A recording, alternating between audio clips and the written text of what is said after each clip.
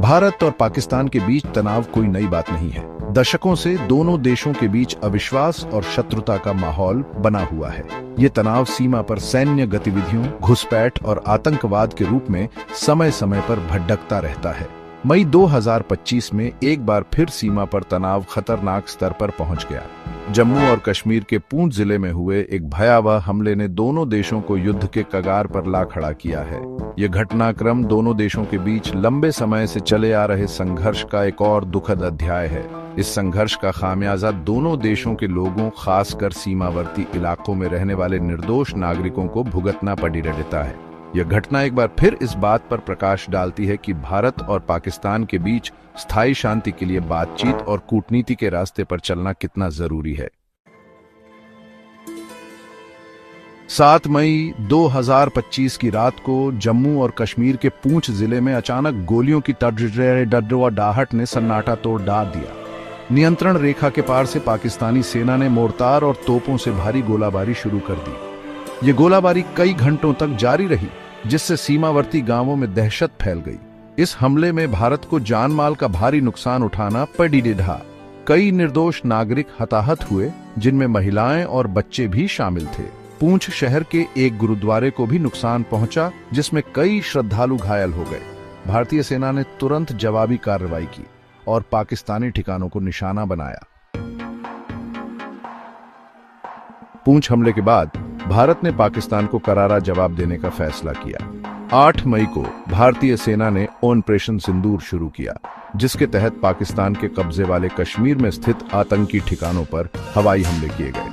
भारत ने दावा किया कि इन हमलों में बड़ी संख्या में आतंकवादी मारे गए हैं।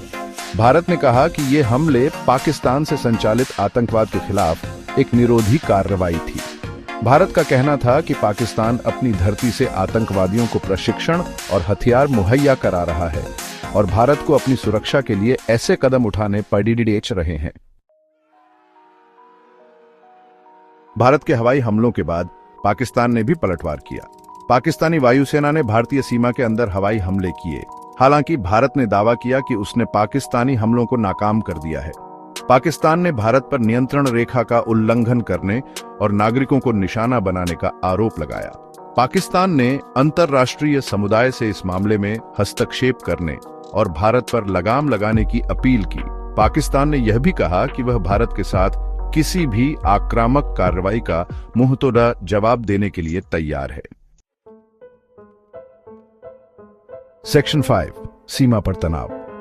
एक खतरनाक स्थिति पूंछ हमले और उसके बाद हुई घटनाओं ने भारत और पाकिस्तान के बीच तनाव को खतरनाक स्तर पर पहुंचा दिया। दोनों देशों ने अपनी सेनाओं को हाई अलर्ट पर रखा और सीमा पर तैनाती बढ़ा दी। नियंत्रण रेखा पर लगातार गोलाबारी और गोलीबारी की घटनाएं होती रहीं, जिससे सीमावर्ती इलाकों में रहने वाले लोगों में दहशत का माहौल बना रहा। यह स्थिति दोनों देशों के लिए चिंता का विषय है। एक छोटी सी चिंगारी भी दोनों देशों के बीच एक बड़े युद्ध का कारण बन सकती है।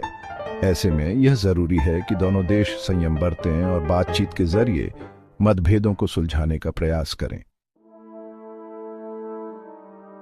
सेक्शन 6, अंतर्राष्ट्रीय प्रतिक्रिया और चिंता। भारत और पाकिस्तान के बीच बढ़ते तनाव पर अंतर्राष्ट्रीय समुदाय ने भी चिंता व्यक्त की।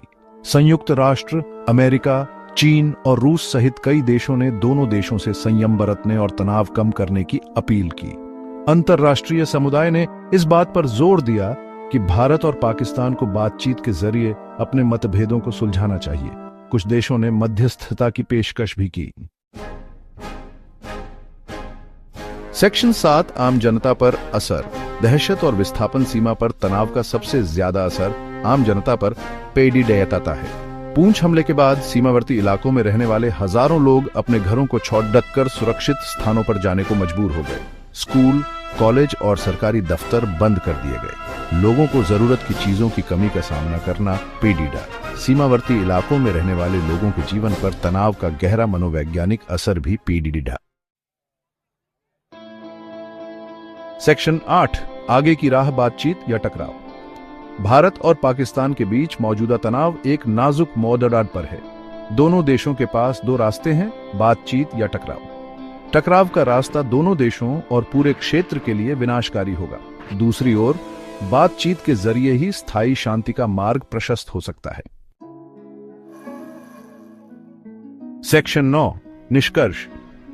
शांति की उम्मीद, अनिश्चित भविष्य। भारत और पाकिस्तान के बीच तनाव का कोई आसान हल नहीं है। दोनों देशों के बीच दशकों से चले आ रहे संघर्ष को सुलझाने के लिए गंभीर प्रयासों की जरूरत है। हमें उम्मीद करनी चाहिए कि दोनों देशों के नेता समझदारी और दूरदर्शिता से काम लेंगे और अपने मतभेदों को बातचीत के जरिए सुलझाएंगे।